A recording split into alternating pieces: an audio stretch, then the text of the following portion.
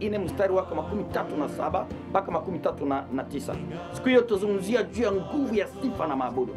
Biblia inasema kwamba uwepo wa Mungu unakaa katika sifa na maabudu. Njoo ukutane na Bwana katika sifa na maabudu na maisha yako yatabadilishwa. Kuja na mizigo yako ili uweze kupumzishwa siku ile. Ukifika utakutana na Bwana na maisha yako yatabadilishwa. Bande kubaliga mito na lingina invité bino na conférence oyo kozala le 4 et le 5 juillet 2015 tokosolola pona puissance ya louange et adoration. Bible za koloba ete présence na Nzambe ezwa mito ezalaka na kati ya louange et adoration. Yako kutana na Nzambe na kati ya louange et adoration mukolo wana yaka na mikumba na yo Nzambe to Yesu Masia ako transformer pe ako changer vie na yo. Yako memisa mikumba na yo et puis vie na yo eko changer mukolo wana. Yako kutana Nzambe a changer pe a transformer bomo na mukolo wana okozala libérer mukolo wana okozala guérir mukolo wana okozwa solution à problème na yo po présence na Nzambe kozana kati ya louange et adoration mukolo wana. Merci beaucoup kolo pambola bino toko sepela komona bino mukolo wana kouta na Thomas Alexandre Mukaba. Tunashukuru sana, tunafurahi sana na tunaamini kwamba tutaona siku hiyo kutoka mtume Alexandre Mukaba. Thank you very much and God bless you from Apostle Alex Mukaba from the Ark of the Last Days. God bless you.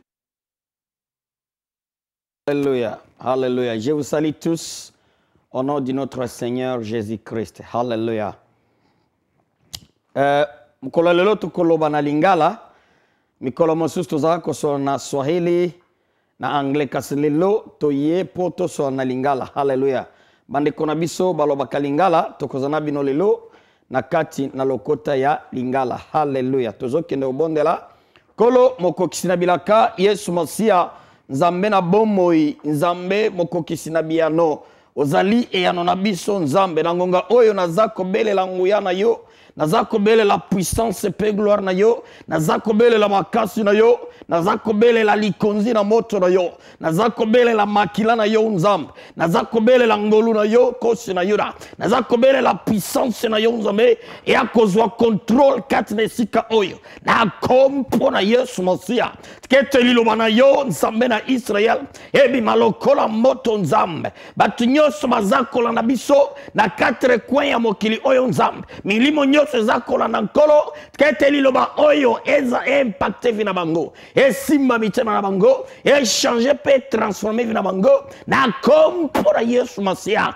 kosi na yuda zala manifeste se manifeste sikoyo kati na programme oyo na kompora Yesu Masia kete ngana disparaître kete ngana bunga kasi yo monana yo apparaître kati na ngai yo sala bikamo kati na ngai salam sala na yo kati na ngai nguya na yo Nzambe elatangai puissance na yo elatangai gloire na yo elatangai kembo na yo elatangai na kompora Yesu Masia kete lola ezo control kati esika oyo na kobora Yesu Kristo oya zani kolope mobikisi to bonde lipeto lobi amen. Hallelujah, hallelujah. Komo nangai Thomas Alexandre Mukaba na inazo opportunité oyo pona ko inviter bino na conférence oyo toza ko préparer oyo kozala le 4 et le 5 juillet toko parler pour la puissance est bomba min na kati ya louange et adoration. Bible za koloba ete présence na Nzambe et vanda kana kati ya présence la kati ya louange et adoration. Hallelujah. So na lingina invité mukolo wana kozanga te zalawana to louer sikamoko to adorer sikamoko to gumba melanzambe to netola Nzambe sikamoko pe bomo na yo ekozala lolenge mokote. Hallelujah. Na poko ya lelo toza ko kende ko solola pona boninga na Nzambe to bo camarade na Nzambe kozala moninga na Nzambe to kozala camarade na Nzambe kozala moninga na Yesu Masia to kozala camarade na Yesu Masia bo camarade wana yango tozo kende ko solola ngo pona poko ya lelo. Hallelujah, hallelujah. Tango Yesu azalaki na mokili na kati ya livre ya Jean Yesu azalaki ko déclarer ete ayaki kolongola biso kozala baumbu ayaki kolongola biso kozala basali ayaki ko transformer biso abiangi biso ba camarade na ye to baninga na ye. Hallelujah. Ayaki ko tonga boninga elongo moko na église ayaki ko changer église elongwa kati na boumbu ebanda ko vivre na kati na relation moko na Christ kasi relation wana Yesu abianga kangu bo camarade alobaki ete bino boza baumbu lisusu te boza ba serviteur lisusu te boza ba sali lisusu te kasi na biangi bino ba camarade na ngai to baninga na ngai. Alléluia. Dans le livre ya Romain okoya ko kutezolo ba ete soki ba camarade to soki baninga donc bana soki pe bana donc ba héritier ezana ba niveau oyo bo camarade komaka olieza la evanda to etikala bo camarade e bongwa na ka ekomi nini ekomi bondeko ekomi famille. Alléluia. Batu ebele babandaka bo camarade kasi basuka kana nini na koza la famille bazalaki ba camarade avant mais basuki na koza la nini na koza la famille. Alléluia. Ba famille ebele okoya ko se retrouver que pona bo camarade o ba tata na bango bazalaka nango pona bo camarade o ba koko na bango bazalaka nango bakoma ko surnommer bana na bango ba kombo ya ba camarade na bango sans de savoir signification ba kombo wana sans de savoir puissance ba kombo wana sans de savoir nini e bomba bisima ba kombo wana. Hallelujah.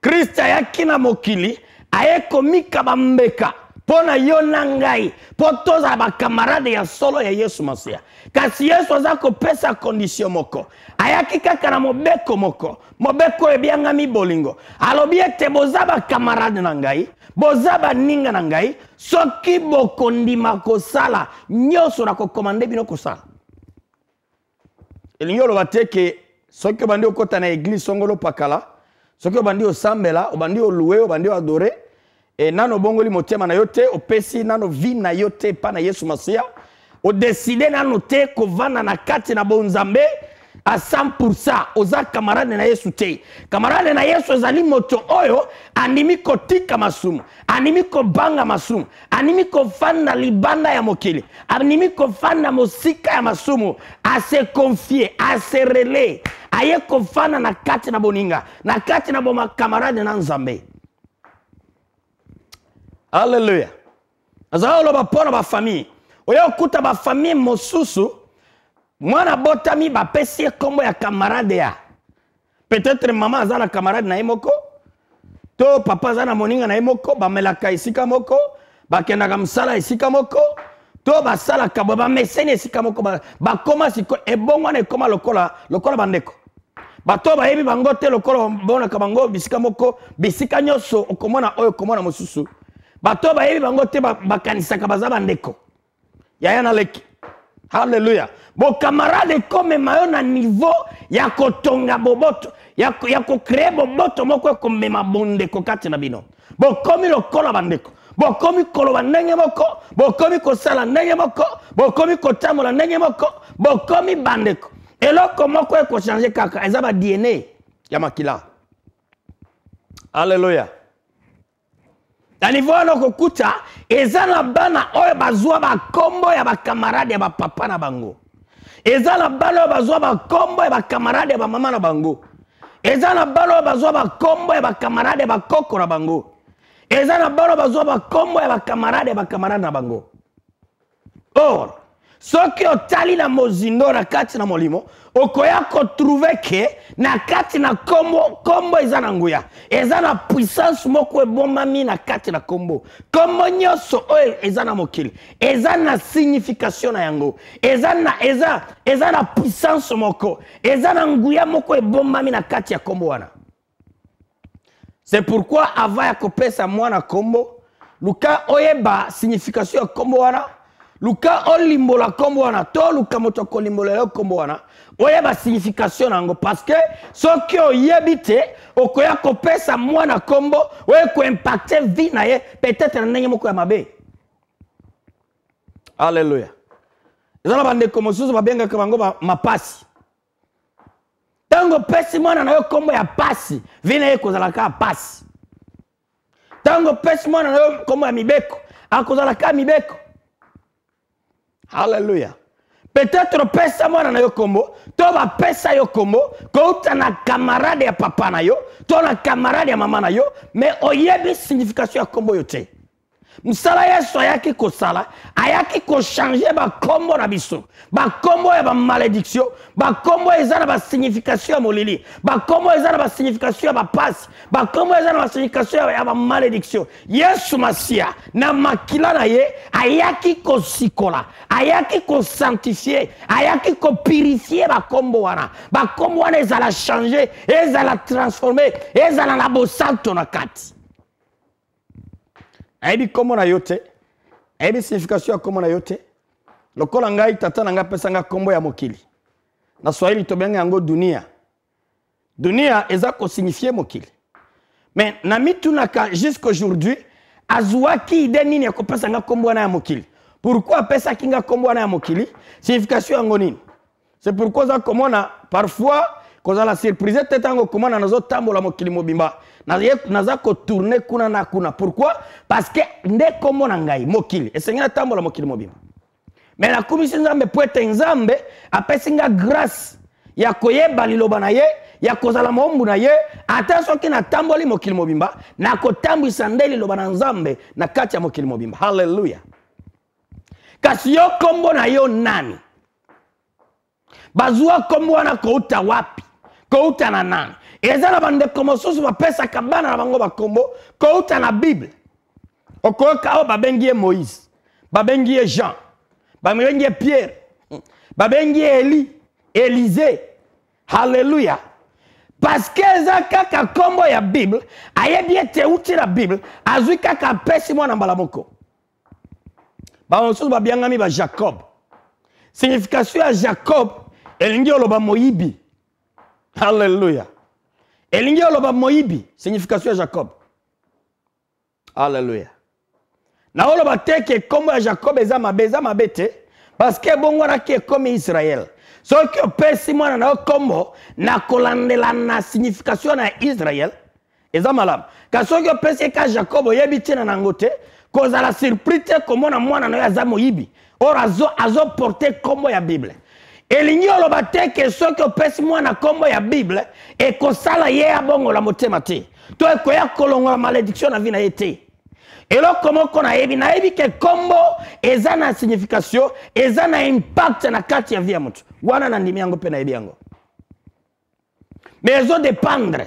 Tango pesi mwana kombo kouta na Bible, l'idée pe kambaye na makambo na nzambe. Po ete kombo wana, to mokolo kombo wana, to signification ya kombo wana, impacte vie na ye. Parce que eza kombo kouta na kati ya maloba na nzambe, na kati ya basali ya nzambe. Tango pesi ye kombo wana, po ete molimo mosali wana ya Bible, impacte vie na ye, kamba na ye na makambo na nzambe. Hallelujah. Soki opesi mwana na yo kombo ya Moïse. Moïse wapesa kai kombo ya Moïse, po ete bazua kai na mai. Azalaka sauvé kouta na mai. Kouta na ibale. Hallelujah. C'est pourquoi wapesa kai kombo ya Moïse. Na kati ya Swahili tobenge bango ba musafiri. To Musa. Hallelujah. Ezana ba kombo masusu ozozwa kombo ya camarade na yo, opesi mwana na yo. Siko camarade na yo, azalaki na ba malédiction na ye, ou ezalaki ko s'activer te na vie na ye, ezeliti mwana na yo akokola, e bandi ko s'activer na vie ya mwana na yo. Donc ezalo kolo zui malédiction, ko te pa ya camarade na yo, o transférer yango e pa ya mwana na yo. Bato ebele bakoma bandoki ya bana na bango moko sans de savoir, dans l'ignorance. Ignorance bomaka, ignorance zo détruire, ignorance zo bebisa, ignorance zo buka mabota. Pourquoi? Parce que tango zana kati ya kozanga koyeba. Ha, papa obungi to kokufa. Hallelujah. Yesu Masia ayaki na makila na nguya oye bangami makila na Yesu Masia, makila na lobiko, makila na Yesu Masia, eyaki ko changer ba malédiction na biso, eyaki ko purifier ba komo na biso, eyaki ko sanctifier ba komo na biso, eyaki ko sala ba komo na biso kozala ya sika. C'est pourquoi ngana lobaka na kombo yo yebani na ngona mokili, eza kombo yo yebani na ngona lola te. Glola epesa yo kombo ya sika. C'est pourquoi na poko ya lelo soko koyoka message oyo ba pesa yo kombo kouta na camarade ya mama na yo, ba pesa yo kombo kouta na camarade ya papa na yo, ba pesa yo kombo kouta na yebi soki wapi te, oyebi signification ya kombo wana te, na poko ya lelo tango toza kobondela, bondela longomo ko na biso po ete makila na Yesu e ko changer kombo wana, e ko purifier kombo wana. Bato mosusu